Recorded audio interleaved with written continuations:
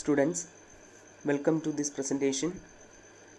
In this presentation, I am explaining about what are the procedures to be followed by a exporter while exporting. And exports are vital for our economy. Any stoppage in export consignment means loss of export orders to the exporter and loss of foreign exchange to the country. ഇന്നത്തെ കാലത്ത് exporting എത്രത്തോളം നമ്മുടെ രാജ്യത്തിന് important ആണെന്നുള്ളത് നമുക്കറിയാം. നമ്മുടെ രാജ്യത്തിനാണെങ്കിലും മറ്റുള്ള രാജ്യങ്ങൾക്കാണെങ്കിലും ഇന്നത്തെ ഈ സമയത്ത് എക്സ്പോർട്ടിങ്ങിനെ കുറിച്ച് ചിന്തിക്കാതെ മുന്നോട്ടേക്ക് പോകുവാൻ സാധിക്കുകയില്ല. എക്സ്പോർട്ടിംഗ് നിർത്തിവെക്കുന്നത് കാരണം നമ്മുടെ രാജ്യത്തിൻ്റെ എക്സ്പോർട്ട് ഓർഡേഴ്സിലും നമ്മുടെ രാജ്യം നേടിയെടുക്കുന്ന ഫോറിൻ എക്സ്ചേഞ്ചിലും വൻ നഷ്ടങ്ങൾ ഉണ്ടാക്കാൻ സാധ്യതയുണ്ട്. ആയതിനാൽ ഒരു കാരണവശാലും എക്സ്പോർട്ട് കൺസൈൻമെൻറ്റ്സിൽ ഒരു തരത്തിലുമുള്ള നെഗറ്റീവായിട്ടുള്ള ഇടപെടലുകൾ ഉണ്ടാക്കുവാൻ പാടുള്ളതല്ല. ഒരു സമയം പോലും നമ്മൾ എക്സ്പോർട്ടിങ്ങിൽ ഒരു കുറവ് കൊണ്ടുവരാൻ പാടുള്ളതല്ല. ആൻഡ് ദ നെക്സ്റ്റ് വൺ, എന്താണ് എക്സ്പോർട്ടിൻ്റെ മീനിങ് എന്നുള്ളതാണ് നമ്മൾ ഡിസ്കസ് ചെയ്യുന്നത്. To send goods or services across national frontiers for the purpose of selling and realising foreign exchange. സാധനങ്ങളോ സേവനങ്ങളോ ഒരു രാജ്യത്തിൻ്റെ അതിർത്തിയിൽ നിന്നും മറ്റൊരു രാജ്യത്തിൻ്റെ അതിർത്തിയിലേക്ക് എത്തിക്കുക. അത് പ്രധാനമായിട്ടും രണ്ട് പർപ്പസിന് വേണ്ടിയിട്ടാണ്. ഒന്ന്, ഈ സാധനം വിൽക്കുക എന്നുള്ള ലക്ഷ്യവും ആ വിൽക്കുന്നത് വഴി മറ്റൊരു രാജ്യത്തെ ഫോറിൻ എക്സ്ചേഞ്ചിനെ നേടിയെടുക്കുക എന്നുള്ള ലക്ഷ്യവുമാണ് എക്സ്പോർട്ടിന് പ്രധാനമായിട്ടുള്ളത്. And the next one, why export? എന്തുകൊണ്ട് എക്സ്പോർട്ട് നടത്തണം, അല്ലെങ്കിൽ എന്തിന് എക്സ്പോർട്ട്? അതിൽ ഫസ്റ്റ് പറയുന്ന ഇതാണ്, it improved innovation. That is exposure to new ideas, technology and process can help the company to develop innovative products and services. Export വഴി നമ്മൾ export ചെയ്യുന്ന സാധനങ്ങൾക്ക് അല്ലെങ്കിൽ ഗുഡ്സ് ആൻഡ് സർവീസസിന് ഏറ്റവും ഹൈ സ്റ്റാൻഡേർഡായിട്ടുള്ള ക്വാളിറ്റി ഉണ്ടായിരിക്കണം. ഇതിനു വേണ്ടി കമ്പനികൾ പുതിയ രീതിയിലുള്ള ഐഡിയാസും ടെക്നോളജീസും ഒക്കെ കണ്ടുപിടിക്കേണ്ടതായിട്ടുണ്ട്. ഇതുവഴി കമ്പനികൾ പുതിയ തരത്തിലുള്ള ഇന്നൊവേഷൻസിലും പുതിയ തരത്തിലുള്ള കണ്ടുപിടുത്തങ്ങളിലേക്കും കടക്കുന്നു. രണ്ടാമത് പറയുന്നത് ഗ്രേറ്റർ കോമ്പറ്റീറ്റീവ്നെസ് ആണ്. ഗ്ലോബൽ മാർക്കറ്റിലെ ട്രേഡിംഗ് കമ്പനികൾക്കിടയിൽ ഒരു മത്സര സ്വഭാവം ഉണ്ടാക്കിയെടുക്കുകയും ഇതുവഴി ഹൈ സ്റ്റാൻഡേർഡ് പ്രോഡക്ട്സ് ഉണ്ടാക്കുവാൻ കമ്പനികൾ ബാധ്യസ്ഥരാകുകയും ചെയ്യുന്നു. And the next one is expand sale. Ultimately, when companies entering into exporting, their sales also increasing, and also they can find new markets and customers. സ്വാഭാവികമായിട്ടും ഇവർ ഫോറിൻ എക്സ്ചേഞ്ചിലേക്ക് ഫോറിൻ ട്രേഡിലേക്ക് എൻ്റർ ചെയ്യുന്ന സിറ്റുവേഷനിൽ ഉറപ്പായിട്ടും ഇവരുടെ സെയിൽസിൽ ഒരു ഇമ്പ്രൂവ്മെൻ്റ് ഉണ്ടാവും. അത് കാരണം അവർക്ക് കൂടുതൽ മാർക്കറ്റ്, കൂടുതൽ കസ്റ്റമേഴ്സിനെ നേടിയെടുക്കാനായിട്ട് സാധിക്കും. And the next one is profitability. Also ഒരു മാർക്കറ്റ്, നല്ലൊരു മാർക്കറ്റും കസ്റ്റമേഴ്സിനെയും പിടിക്കുന്നത് വഴി അല്ലെ നേടിയെടുക്കുന്നത് വഴി ഏത് കമ്പനിക്കും അവരുടെ പ്രോഫിറ്റബിലിറ്റി കൂട്ടാനായിട്ട് പറ്റും. And the next one is access. Today improvements in trade finance, the internet and trade agreements have dramatically increased access to markets worldwide.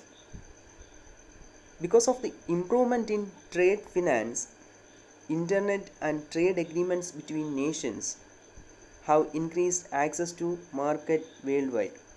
രാജ്യങ്ങൾ തമ്മിൽ നമുക്കറിയാം, ഇന്നത്തെ കാലത്ത് രാജ്യങ്ങൾ തമ്മിൽ ധാരാളം എഗ്രിമെൻറ്റ്സിലൊക്കെ സൈൻ ചെയ്യുന്നുണ്ട്, ട്രേഡ് എഗ്രിമെൻറ്റ്സിൽ സൈൻ ചെയ്യുന്നുണ്ട്. അതേപോലെ തന്നെ ഇൻ്റർനെറ്റിൻ്റെ സഹായം, ട്രേഡ് ഫിനാൻസിൻ്റെ സഹായം, ഇവയെല്ലാം വേൾഡ് വൈഡായിട്ട് ഉള്ള ഒരു മാർക്കറ്റിലേക്ക് ഈ പറയുന്ന കമ്പനികളെയും എല്ലാം കൊണ്ടെത്തിക്കാനായിട്ട് സഹായിക്കുന്നു. And the last one is reduced local market dependence. By selling in different countries, companies can diversify their financial risk. പല രാജ്യങ്ങളിൽ വിൽപ്പന നടത്തുന്നത് വഴിയിട്ട് കമ്പനികൾക്ക് അവരുടെ ഫിനാൻഷ്യൽ റിസ്കിനെ ഡൈവേഴ്സിഫൈ ചെയ്യാനായിട്ട് സാധിക്കുന്നു. ഒരു രാജ്യത്തുണ്ടാകുന്ന സീസണൽ ഫാക്ടേഴ്സോ എക്കണോമിക് ക്രൈസിസോ ഇതൊന്നും ഒരു തരത്തിലും ആ കമ്പനി അഫക്റ്റ് ചെയ്യില്ല. കാര്യം ഈ കമ്പനി ഒന്നിൽ കൂടുതൽ രാജ്യങ്ങളിലാണ് ഇപ്പോൾ ട്രേഡിംഗ് നടത്തിക്കൊണ്ടിരിക്കുന്നത് എക്സ്പോർട്ടിൻ്റെ കേസിൽ. And export procedures, that is procedures to be followed by, first one is person in charge of conveyance and the next one is the exporter. എക്സ്പോർട്ടുമായിട്ട് ബന്ധപ്പെട്ട് പ്രധാനമായിട്ടും രണ്ട് വ്യക്തികളാണ് ഏറ്റവും കൂടുതൽ പ്രൊസീജിയേഴ്സ് ഫോളോ ചെയ്യേണ്ടത്. അതിലൊന്നെന്ന് പറയുന്നത് പേഴ്സൺ ഇൻ ചാർജ് ഓഫ് കൺവെയൻസും രണ്ടാമത്തേത് എക്സ്പോർട്ടറുമാണ്. The procedures are similar to procedures for import, of course in reverse direction. ഇമ്പോർട്ടുമായിട്ട് സിമിലർ പ്രൊസീജിയേഴ്സ് തന്നെയാണുള്ളത്. പക്ഷേ ഇമ്പോർട്ടിൽ പറയുന്ന പ്രൊസീജിയേഴ്സിൻ്റെ നേരെ റിവേഴ്സ് ഡയറക്ഷൻ ആണ് ഇവിടെ നടക്കുന്നത്. ഇവിടെ ആദ്യം പറയുന്നത് the person in charge of conveyance has to follow prescribed procedures. ആദ്യം പറയുന്നത് ഈ കൺവെയൻസിൻ്റെ ചാർജുള്ള വ്യക്തി അയാൾ എന്തൊക്കെയാണ്, അല്ലെങ്കിൽ ഈ സാധനങ്ങൾ ഒരു രാജ്യത്തു നിന്നും മറ്റൊരു സ്ഥലത്തിലേക്ക് കൊണ്ടുപോകുന്ന സമയത്ത് ആ വാഹനത്തിൻ്റെ മാസ്റ്റർ അല്ലെ അതിൻ്റെ ചാർജുള്ള വ്യക്തി, കൺവെയൻസിൻ്റെ ചാർജുള്ള വ്യക്തി, ഈ വ്യക്തി എന്താണ് ചെയ്യേണ്ടതെന്നുള്ളതാണ് പറയുന്നത്. ഇതുമായിട്ട് ബന്ധപ്പെട്ട ആദ്യത്തെ ഒരു ഡോക്യുമെൻ്റാണ് എൻട്രി ഔട്ട്വേർഡ് എന്ന് പറയുന്നത്. That is the vessel should be granted entry outward. ഉറപ്പായിട്ടും ഈ ഒരു വാഹനത്തിന് അല്ലെങ്കിൽ ഈ എക്സ്പോർട്ടിൻ്റെ സമയത്ത് ഈ സാധനങ്ങൾ കൊണ്ടുപോകുന്ന വാഹനത്തിന് എൻട്രി ഔട്ട്വേർഡ് കിട്ടിയിരിക്കണം. അപ്പോൾ എന്താണ് entry outward? It's a permission granted by the customs officer to the master of vessel to receive and load the export goods from the exporter and proceed for its foreign journey. Foreign ജേണിയിലേക്ക് start ചെയ്യുന്ന ആദ്യത്തെ ഒരു സ്റ്റെപ്പാണ് ഇതെന്ന് പറയുന്നത്. ഈ entry outward provide ചെയ്യുന്നത് customs officers നമ്മളെ ഈ പറയുന്ന മാസ്റ്ററിന് വെസൽ മാസ്റ്ററിന് പ്രൊവൈഡ് ചെയ്യുന്ന ഒരു ഡോക്യുമെൻ്റാണ് ഈ പറയുന്ന എൻട്രി ഔട്ട്വേർഡ്. സാധനങ്ങൾ റിസീവ് ചെയ്യാനും സാധനങ്ങൾ ഈ എക്സ്പോർട്ട് ഗുഡ്സ് ഈ പറയുന്ന വെസലിലേക്ക് ലോഡ് ചെയ്യാൻ കൊടുക്കുന്ന ഒരു ഡോക്യുമെൻ്റാണ് എൻട്രി ഔട്ട്വേർഡ്. ഈ എൻട്രി ഔട്ട്വേർഡ് കസ്റ്റംസ് ഓഫീസേഴ്സ് ഈ പറയുന്ന മാസ്റ്റർ ഓഫ് ദ ഷിപ്പിന് അല്ലെങ്കിൽ ഈ പറയുന്ന കൺവെയൻസിൻ്റെ ചുമതലക്കാരന് കൊടുത്തെങ്കിൽ മാത്രമേ ആദ്യത്തെ പ്രൊസീജിയർ സ്റ്റാർട്ട് ചെയ്യുള്ളൂ. And the export goods can be loaded only after shipping bill or bill of export duly passed by customs officer is handed over by exporter to person in charge of conveyance. മറ്റൊന്ന് പറയുന്നത് സാധനങ്ങൾ load ചെയ്യണമെന്നുണ്ടെങ്കിൽ shipping bill അല്ലെങ്കിൽ bill of export എന്ന് പറയുന്ന ഈ ഒരു document customs officer pass ചെയ്ത ശേഷം അല്ലെങ്കിൽ അയാൾ അതിന് അനുമതി നൽകിയതിന് ശേഷം ഈ document exporter to person in charge of conveyance ഈ വാഹനത്തിൻ്റെ പേഴ്സൺ ഇൻ ചാർജിന് പാസ് ചെയ്തെങ്കിൽ മാത്രമേ ഈ സാധനങ്ങൾ വാഹനത്തിലേക്ക് ലോഡ് ചെയ്യുവാൻ സാധിക്കുകയുള്ളൂ. And the next one is export manifest. That is an export manifest or export report in prescribed form should be submitted before departure. Such report should be declared as true by person signing the export manifest. വാഹനം പുറപ്പെടുന്നതിന് മുമ്പായി തന്നെ export manifest report prescribed ഫോർമാറ്റിൽ submit ചെയ്യേണ്ടതാണ്. ഈ report സത്യമാണെന്ന് ഉള്ള ഒരു ഡിക്ലറേഷൻ കൂടി നൽകേണ്ടതായിട്ടുണ്ട്.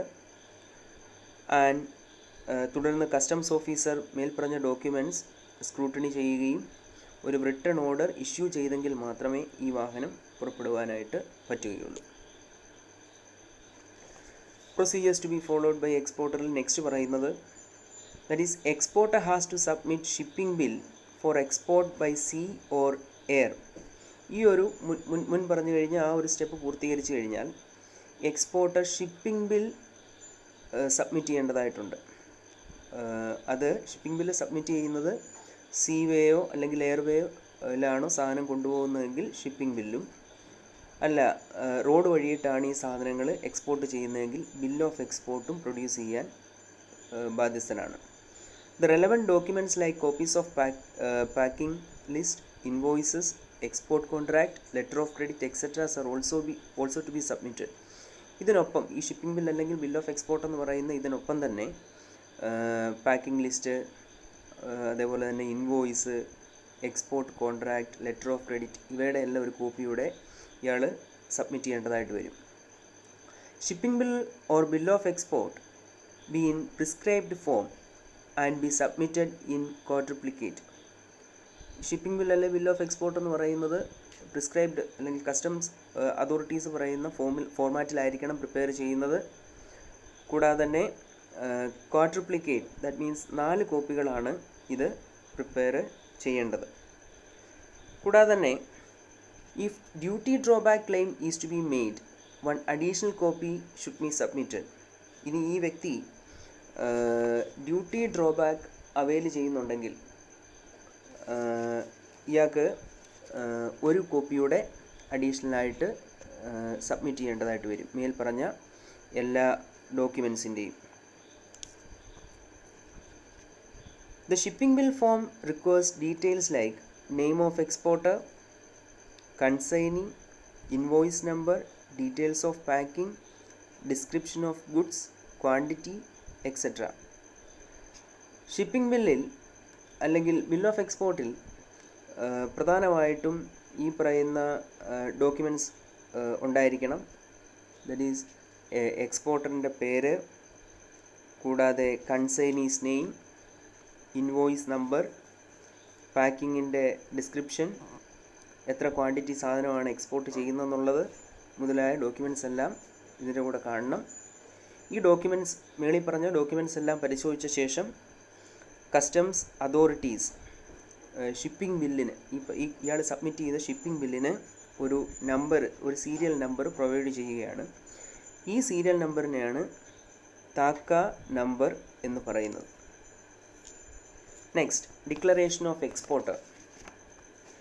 എക്സ്പോർട്ടുമായി ബന്ധപ്പെട്ട് എക്സ്പോർട്ടർ കുറച്ച് ഡിക്ലറേഷൻ കസ്റ്റംസിന് മുമ്പ് അല്ലെ കസ്റ്റംസ് ഓഫീസേഴ്സിന് മുമ്പായിട്ട് സബ്മിറ്റ് ചെയ്യാൻ ബാധ്യസ്ഥനാണ്.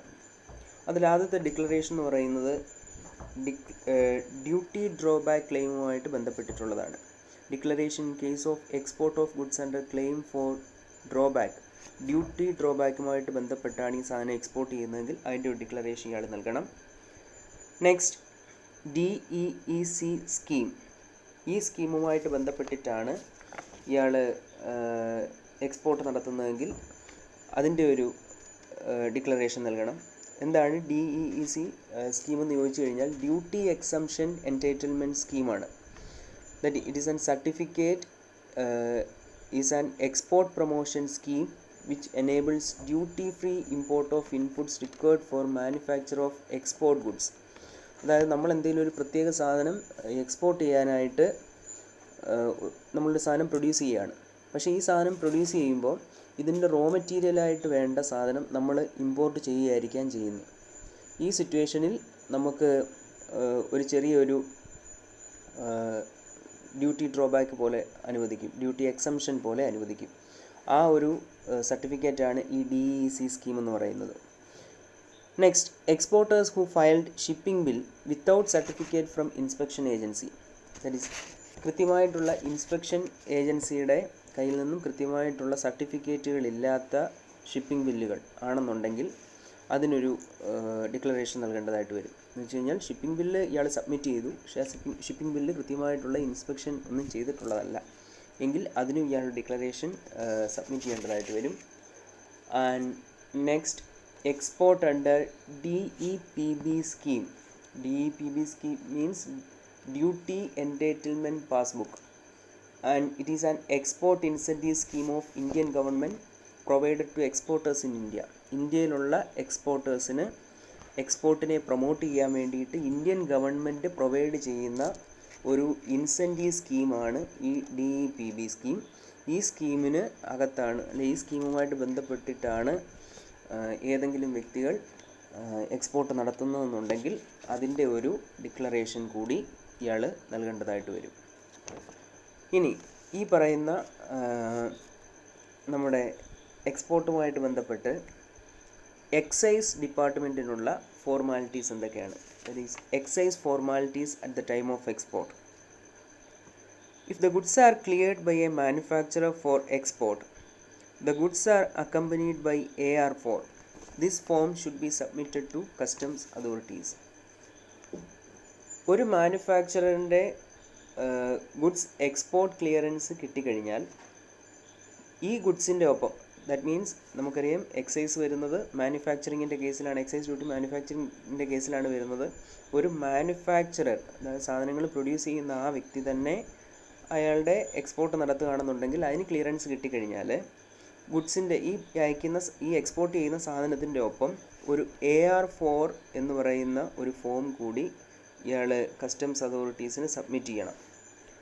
കസ്റ്റംസ് ഓഫീസേഴ്സ് ഈ ഗുഡ്സിൻ്റെ വെരിഫിക്കേഷൻ്റെ സമയത്ത് ഈ AR ഫോം കൂടി വെച്ചിട്ടാണ് വെരിഫിക്കേഷൻ ചെയ്യുക. ഈ AR ഫോമിൽ പറയുന്ന സാധനങ്ങളാണ് എക്സ്പോർട്ട് ചെയ്യുന്നത് എന്നാണ് കസ്റ്റംസ് ഓഫീസർ സർട്ടിഫൈ ചെയ്യുന്നത്. The customs officer certifies that the goods under this form have indeed been exported. Thank you.